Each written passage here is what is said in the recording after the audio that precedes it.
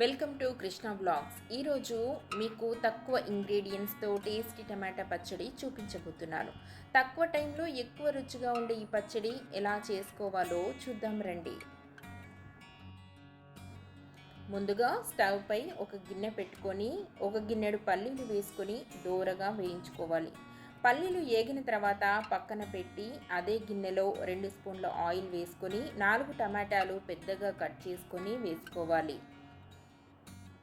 అలాగే 5-6 పచ్చిమిర్చి కూడా వేసుకొని 10 నిమిషాలు మగ్గనివ్వాలి. 10 నిమిషాల తర్వాత ఒక చిన్న కొత్తిమీర కట్ట కాడలతో సహా వేసుకోవాలి. 5 నిమిషాలు వేపుకోవాలి. 5 నిమిషాల తర్వాత స్టవ్ ఆఫ్ చేయాలి. మిక్సీ జార్లోకి పొట్టు తీసిన పల్లీలు, 10 ఎల్లిపాయ రెబ్బలు, 1 స్పూన్ జీలకర్ర తీసుకొని కచ్చా పచ్చగా గ్రైండ్ చేయాలి.